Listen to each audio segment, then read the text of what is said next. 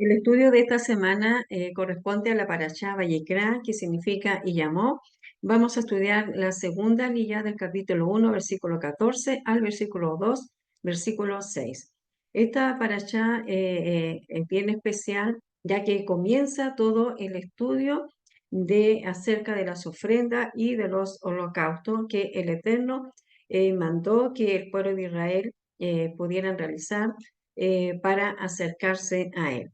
Por lo tanto, entonces vamos a ver que este tema de esta Parashá Vayikra es acerca de las ofrendas y más adelante en el libro de Vayikra se van a necesitar diferentes ofrendas en una variedad de circunstancias. Esta Parashá traza las reglas de estas ofrendas, de modo que cuando aparecen luego el procedimiento será ya conocido, será más familiar.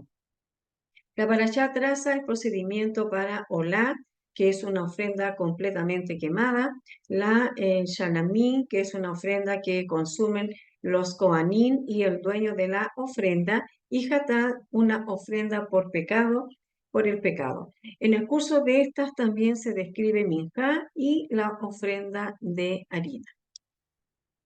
Entonces vamos a ver que la palabra ofrenda en hebreo es corbán, del verbo karab, que significa acercarse o acercarse a.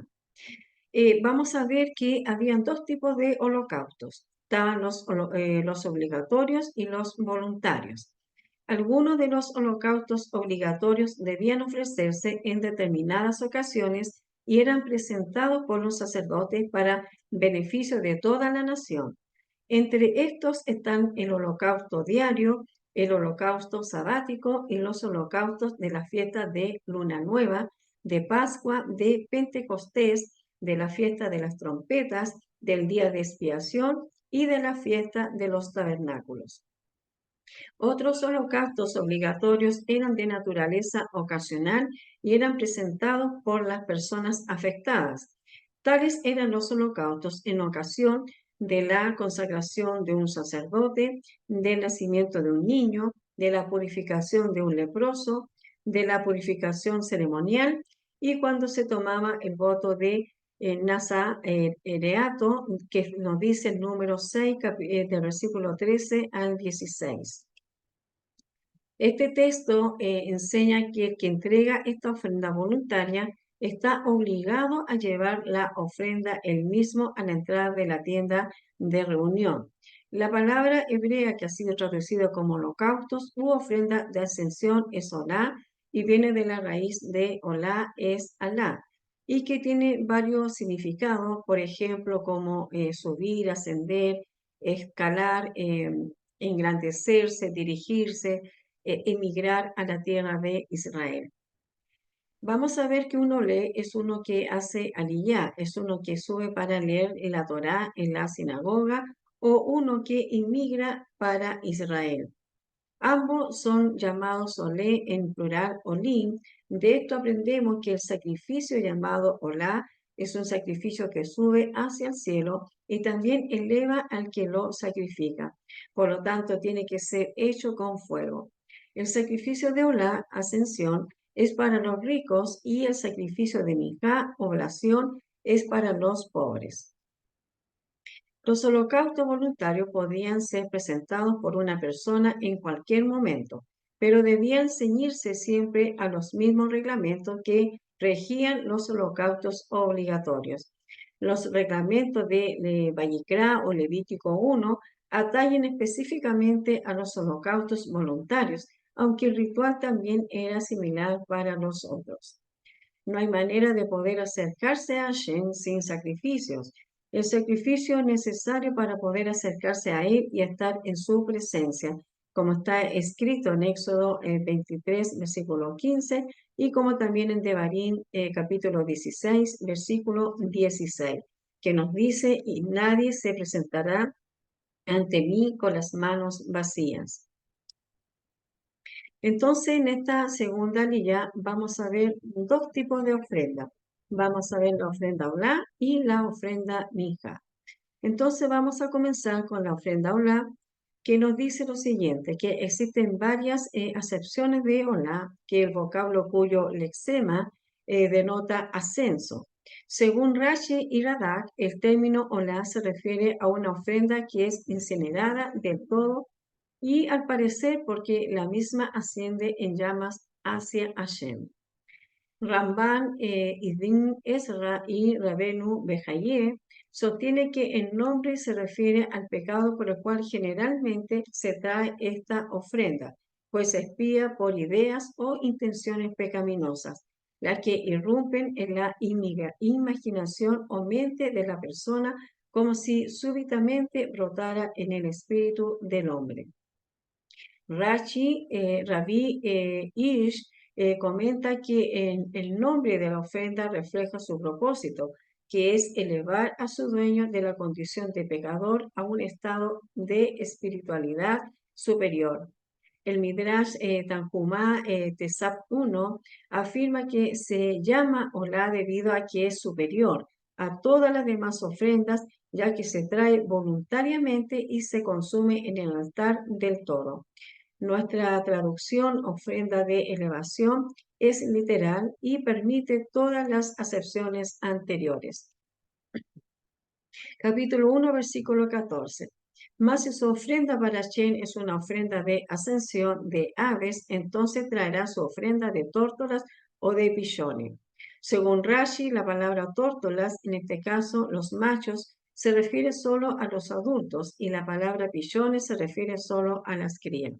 Entonces, para poder explicar de una forma más simple o más sencilla acerca de esta ofrenda olá, vamos a ver que la ofrenda o sacrificio olá, que viene de la palabra corbán, vamos a ver que esto es un presente, es algo traído al altar y que olá también que es un holocausto, donde también es un escalón, un ascenso, lo que sube al cielo.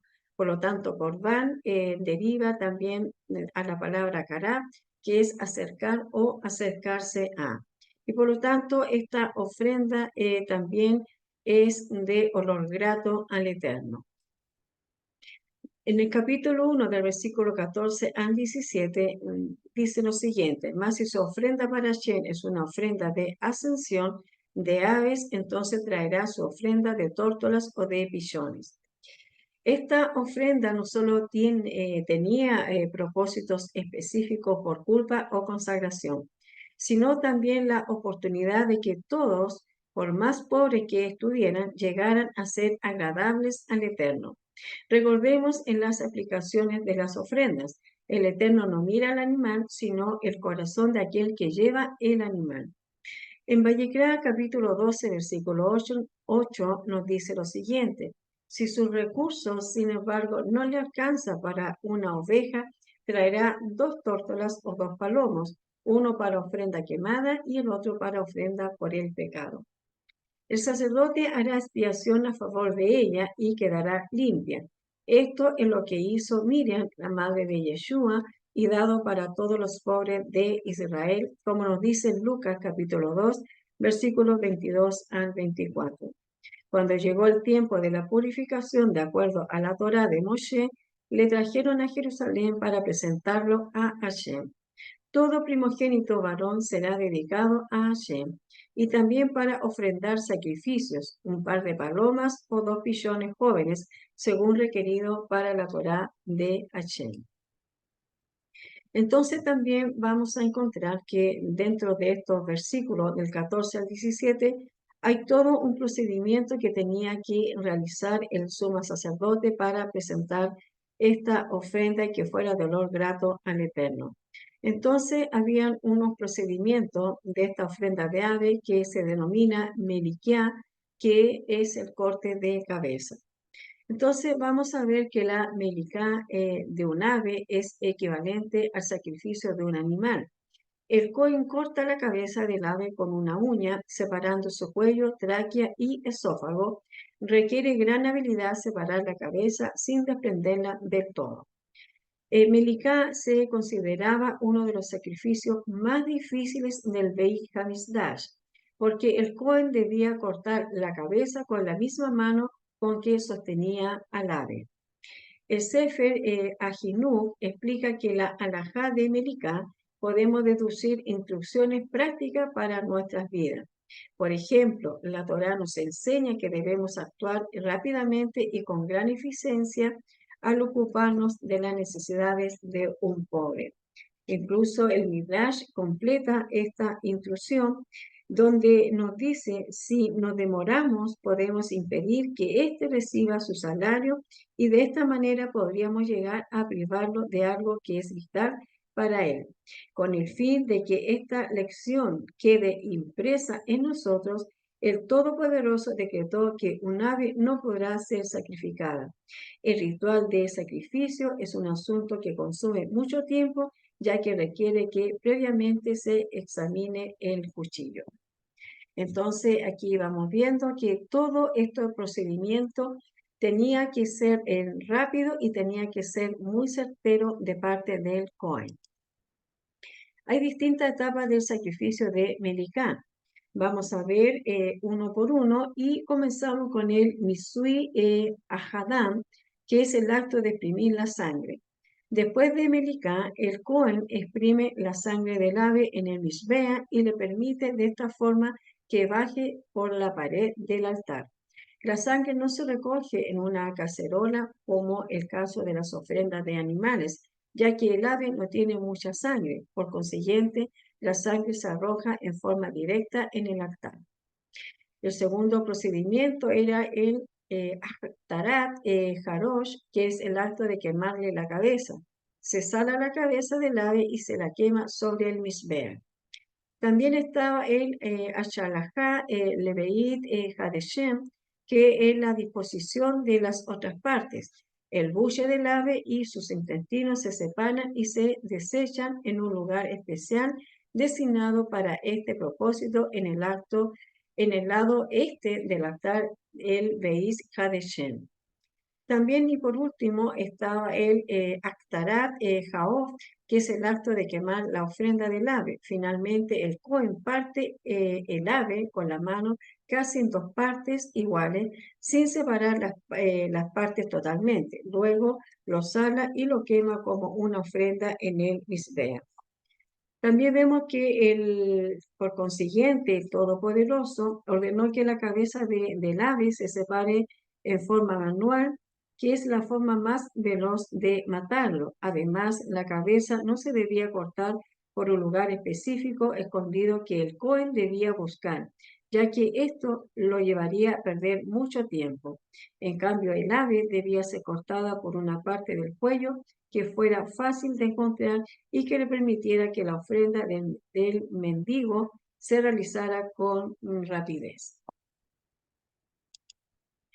Vamos a ver entonces que tras todo estos sacrificios hay una mirada en el sentido profundo. Vamos a ver que nuestros sabios nos enseñan que el mundo reposa sobre tres pilares, que está la Torá, que es el estudio y el cumplimiento de la Torá, la Abodá, que son los servicios del templo, y el Yemilut Hasadim, que era ser amable con el prójimo. Este principio implica que hay tres fuerzas espirituales que aseguran la existencia del universo. El Todopoderoso no mantendría el mundo para otra cosa que no sea aprender y cumplir con la Torá. Para el Gesed, que es la misericordia y amabilidad o también la bondad, que realizamos el uno con el otro y para que ofrezcamos Korbanot. Los sacrificios en sí mismos evocan satisfacción celestial, uniendo este mundo con las esferas más altas. Estos traerán resplendor y bendiciones divinas. Ahora entramos al capítulo 2, donde vamos a estudiar la ofrenda de Mija. Cuando alguien ofrezca una oblación como ofrenda a Hashem, su ofrenda será de sémola de harina, sobre la cual echará aceite y pondrá incienso. El comentario del doctor Ketriel Vlad dice que la palabra hebrea que ha sido traducida como alguien es nefesh, que significa alma. La oblación en hebreo minjá es el sacrificio de los pobres que no tienen medios suficientes para ofrecer un animal. El Talmud destaca este hecho diciendo que cuando el pobre ofrece una minjá, es contado como si fuera ofrecido su propia alma a Hashem. La oración tiene que ser de harina de trigo, que es considerada como la mejor harina. La cebada era más barata. En Segunda de Reyes, capítulo 7:1 y Revelaciones 6:6, ahí también da la explicación con referente a esta ofrenda. Las semillas del trigo no fueron sembradas de manera que echaban grandes cantidades sobre un campo, sino poniendo grano con grano en la tierra. Esto nos enseña que el sembrador de la parábola del sembrador, citada en Mateo 13:3-9, sembró cebada. Dice que la sémola en hebreo es solet, es la harina de trigo de mayor calidad, la más fina y tamizada. Esta harina también es llamada en español flor de harina o harina candeal. Entonces, de una forma más sencilla, vemos que la ofrenda minjá, que también es una oración, que tiene digamos, un aspecto de acercamiento, de llevar un presente, un regalo, una donación, un tributo. También vemos que es una oblación, como nos dice en Vallecra, capítulo 2, versículo 1 al 2. Aquí está entonces la harina, el aceite y el incienso, que también podemos asemejar que la harina como alimento, que es también algo material, podemos relacionarla con la palabra de Hashem.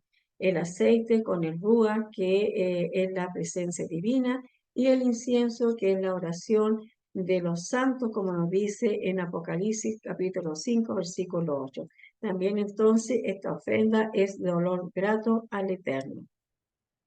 La ofrenda mija, que vemos que el aceite de oliva de las tres calidades sirve para esta ofrenda.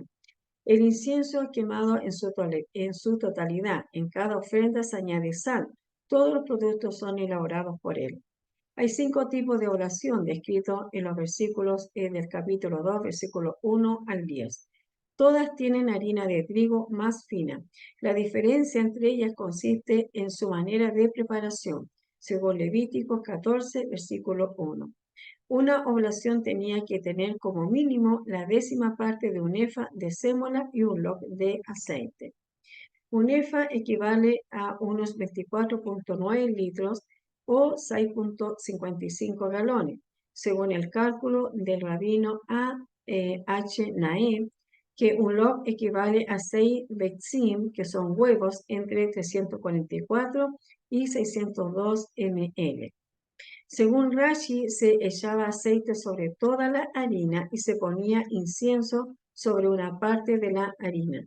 Según otra opinión, se mezclaba la harina con el aceite. Este versículo enseña que uno que no es Cohen puede preparar esta ofrenda. Entonces, en toda esta explicación que estamos dando en esta segunda ley y los procedimientos, podríamos preguntarnos por qué es tan valioso el conocer cada uno de estos detalles. Bueno, la respuesta es simple. Estamos en un caminar de aprendizaje, de investigación y de conocimiento y queremos tener la mayor y mejor y certera interpretación de los textos bíblicos que en su tiempo traerán la gran revelación a nuestras vidas. La parábola de Mateo 13, que inicia con la frase el sembrador salió a sembrar, podría a simple vista ser una redundancia del texto, pero no es así. Más bien da el completo entendimiento que hay que ser conocedor y estar bien entrenado en las tareas que competen, al deseo de ver gran cantidad de fruto en todo lo que hagamos. Esto agrada al Padre, como nos dice en Mateo 25, versículo 21. Su amo le dijo: excelente, tú eres un sirviente bueno y confiable. Has sido con una cantidad pequeña, así que te pondré a cargo de una cantidad grande. Ven y únete a la felicidad de tu amo. Versículo 2. Él traerá a los hijos de Aharón, los Coanim. El Cohen tomará un puñado de harina fina de ello, junto con su aceite de oliva y todo el incienso, y hará esta porción de recordatorio subir en humo sobre el altar como ofrenda hecha por fuego, aroma fragante para Hashem. Según Rashi, estaba permitido para un israelita entrar 11 codos eran 5,5 metros en el atrio del tabernáculo desde la entrada. Desde allí el sacerdote tomó un puñado, la cantidad que cabe en los 3 dedos centrales de la mano, y lo quemaba en el altar junto con todo el incienso. El resto fue comido por los sacerdotes. Los sacrificios se hacen delante la entrada del santuario. Esto nos enseña que Yeshua fue sacrificado delante de Hashem. Es imposible que el Mesías haya sido puesto en el madero detrás del templo, porque no se cumpliría esta profecía. Todos los sacrificios fueron hechos a la entrada del santuario, nunca detrás. Por lo tanto, quedan descartadas tanto la iglesia del Santo Sepulcro como el jardín de la tumba, como lugares donde ocurrió la crucifixión. Tenía que ser delante de la entrada del templo, es decir, en una línea recta desde la entrada del templo hacia el altar de la vaca roja, ubicado en el Monte de los Olivos. En esa misma línea, un poco más arriba, fue puesto Yeshua en un madero. También nos describe en esta ofrenda Mijá que los 5 tipos de la oblación que nos comparte el doctor Ketrin Blatt, que son los siguientes. Estaba el solet, que era 1/10 de un efa de sémola, junto con un bloque de aceite e incienso. Estaba la jaló, que eran 10 tortas o gasas de sémola revueltas con aceite y horneadas. También estaba el requiquín, que eran 10 obleas de sémolas untadas con aceite y horneadas, y mahabat, eran oblaciones crujientes de sémola mezclada con aceite y frita en aceite en un sartén poco profundo que había en el templo. Y por último estaba el marjeshet, que eran oblaciones de sémola mezclada con aceite y frita con aceite en un sartén hondo que había en el templo. Ya culminando entonces el estudio de esta segunda liyá de la Parashá Vayikra, como comentario podemos ver lo siguiente: ¿qué es entonces lo que eleva al ser humano por encima del mundo animal? Solo el alma divina, introducida en el hombre por el Todopoderoso. Al observar la ofrenda del animal, un judío tendría que pensar en preguntarse a sí mismo cómo es que pudo haber sido tan tonto para transgredir la voluntad del Todopoderoso, permitiendo que su naturaleza animal obtuviera ventaja. A menudo, a menos que haga teshuvá, un arrepentimiento, su destino será el mismo que el del animal. Entonces, el efecto que se persigue con el corbán es despertar en el pecador un sentimiento que lo lleve a una teshuvá sincera.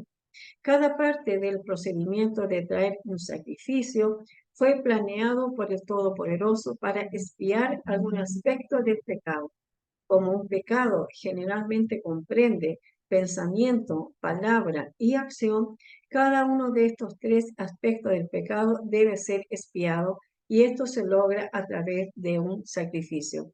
Por lo tanto, ya culminando este estudio, vemos que el Eterno a todos los israelitas les dio la oportunidad de poder presentar su sacrificio o su ofrenda, con el solo motivo, ¿verdad?, de traer el bien a nuestra vida, que nosotros podamos hacer ese arrepentimiento sincero delante del Eterno, y así también que nuestro actuar o nuestro caminar pueda ser agradable delante del Eterno.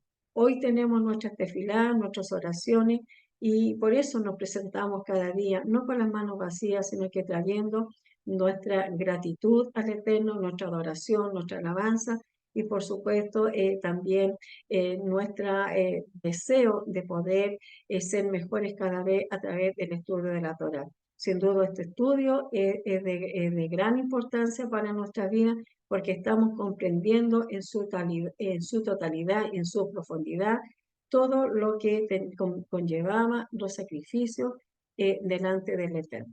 Así que espero que este estudio le haya sido de bendición para su vida, y nos estaríamos encontrando en una próxima oportunidad. Shalom.